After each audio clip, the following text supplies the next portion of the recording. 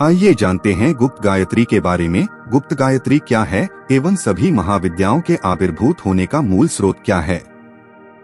इस सृष्टि की जो सर्वोच्च ज्ञात महाशक्ति है, इसको गुप्त गायत्री कहा गया है और यह अत्यंत गहन व गुह्य विद्या है। इसके प्रत्येक 20 अक्षर मंत्र के रूप में अनंत गोपनीय रहस्य छुपे पड़े हैं, जिसे हम शास्त्रार्थ, धर्म चर्चा अथवा विवेचना आदि से कदापि नहीं जान सकते हैं। इस परम गुह्य विद्या को मात्र गहन साधना के माध्यम से ही जान व प्राप्त कर सकते हैं, अन्यथा कदापि नहीं। अधिकतर सज्जन व साधक यह जानते हैं कि श्रीविद्या अथवा कोई भी एक महाविद्या ही सर्वोपरि सत्ता है, जबकि यथार्थ में ऐसा नहीं है। अनेकों महाविद्या उपासक अपनी थोड़ी सी भौतिक उपलब्धि के अहंकार से आकंठ परिपूर्ण होकर स्वयं के द्वारा साधित मूल शक्ति के एक अंश मात्र स्वरूप महाविद्या को सर्वोपरि बताते हुए अन्य उपासकों को तुच्छ मानते व कहते हुए पाए जाते हैं, और उनके इस व्यवहार के लिए यदि उनका प्रतिरोध किया गया तो उसको अपना अपमान मानकर भीषण कष्ट देने वाले निम्न श्रेणी के तंत्र प्रयोग सहित मारण प्रयोग तक करते हुए देखा है। ऐसा हमारे स्वयं के साथ और हमारे ही सामने अन्य के साथ होते हुए हमने देखा है। उनका यही व्यवहार उनकी अपरिपक्वता और साधना से परे होने को प्रमाणित करने के लिए पर्याप्त है। अपनी अपरिपक्वता का प्रतिरोध किए जाने पर भीषण कष्ट देने वाले निम्न श्रेणी के तंत्र प्रयोग सहित मारण प्रयोग तक करने वाले वह साधक जिसकी उपासना करते हैं, यदि तनिक भी अपने आराध्य के साथ उनकी निकटस्थता हो तो उनको तो सभी में अपने आराध्य की ही छवि दिखनी चाहिए, और ऐसा बहुत ही दुर्लभ होता है। अन्यथा सभी दैवीय शक्ति के नाम पर केवल अपने भौतिक अहंकार की ही उपासना करते हुए पाए जाते हैं, और अंत में वह अपने इस अहंकार में ही विलीन हो जाएंगे, न कि सर्वोपरि सत्ता में। यदि श्रीविद्या अथवा कोई भी एक महाविद्या ही सर्वोपरि सत्ता है, तो जो 10 महाविद्याएं जानी जाती हैं, उनका भी मूल स्रोत क्या है जहां से वो आविर्भूत हुई हैं? अहंकार के उपासक इस प्रश्न पर या तो शब्दों का जाल बुनते हैं, प्रत्याघात करते हैं, अथवा मौन होकर विषय बदल लेते हैं, क्योंकि उनकी सीमा ही उतनी होती है। श्रीविद्या अथवा महाविद्या साधना किसी भी साधना का प्रारंभ अथवा अंत नहीं है। यह तो मध्य के छोटे छोटे आयाम मात्र हैं, जिनकी उत्पत्ति गुप्त गायत्री से है और विलय भी गुप्त गायत्री में ही है।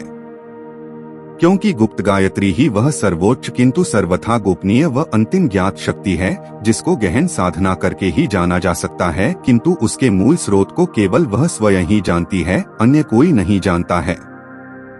गुप्त गायत्री ही वह अंतिम ज्ञात शक्ति है जो इस समस्त चराचर को संचालित, नियमित व संयमित कर अपने आवरण में समाहित रखती है। उत्पत्ति, स्थिति, संहार व निर्वात में तैरते हुए ग्रह पिंड आदि को यथावत रखने वाली कारण मात्र जो अदृश्य शक्ति है, शिव रूपी पंचतत्व व पंचतत्व से निर्मित इस समस्त सृष्टि में दृश्य अदृश्य जड़ चेतन जिसकी कल्पना मात्र से क्रियाशील और निष्क्रिय होते हैं। इस सृष्टि के समस्त दृश्य अदृश्य जड़ चेतन सहित श्री विद्या, ब्रह्म विद्या, महाविद्याएं रूपी महाशक्तियां व ब्रह्मा, विष्णु, रुद्र आदि सृष्टि के नियंता, दिक्पाल आदि सृष्टि के पालक तथा समस्त ज्ञान विज्ञान, गुण, धर्म आदि जिसकी कल्पना अथवा क्रीड़ा मात्र से उत्पन्न होकर नियुक्त हुए हैं, जिसका उत्पत्ति, स्थिति, संहार के रूप में हम बोध मात्र कर सकते हैं, वो ही इस सृष्टि की सर्वोच्च जननी, नियंता व ज्ञात शक्ति है, जिसके अत्यंत गोपनीय होने के कारण उसको गुप्त गायत्री कहा जाता है। गुप्त गायत्री की साधना अत्यंत कठिन व दुर्गम है, इसलिए इसके उपासक भी बहुत दुर्लभ ही होते हैं। यह गुप्त गायत्री मूल विद्या त्रय अक्षरी विद्या है।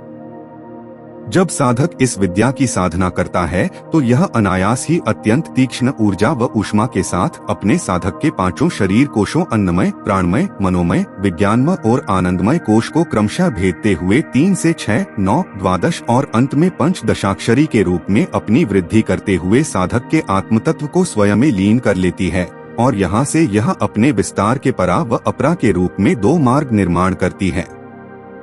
साथ ही यदि वह उपासक पंचदशाक्षरी विद्या पर आकर ठहर गया और इसकी गति को आगे का विस्तार व मार्ग न दिया और देहगत स्थिति में शीतल स्थान पर निवास न किया, तो इसकी ऊर्जा व ऊष्मा इतनी अधिक तीक्ष्ण होती है कि वह महाविस्फोट कर जाती है और 5 शरीर कोशों को विकृत कर देती है। इसलिए गुप्त गायत्री के साधक को सदैव शीतल स्थान पर रहकर त्रय अक्षरी विद्या से प्रारंभ करके षोडशाक्षरी श्री विद्या तक आना अनिवार्य होता है, और इसकी गति को किसी एक अथवा क्रमशः दोनों मार्गों पर आगे का विस्तार देना होता है। प्रथम मार्ग साधक के आनंदमय कोश के अतिशय पुष्ट होने पर सत, रज, तम आदि गुण से परिपूर्ण 4 बीजाक्षर के रूप में हादि, कादी, सादी और वादी इन 4 परम विद्याओं के रूप में उत्पन्न होती है और यही 4 परम विद्याएं शक्ति के 4 कुल श्रीकुल, कालीकुल, ताराकुल और त्रिपुराकुल कहलाते हैं। इन चारों कुलों में उस कुल के बीजाक्षर से युक्त होकर क्रमशः 4 पुरुषार्थों धर्म, अर्थ, काम व मोक्ष को देने वाली षोडशाक्षरी विद्या कहलाती है। तो ये थी गुप्त गायत्री के बारे में कुछ जानकारियाँ।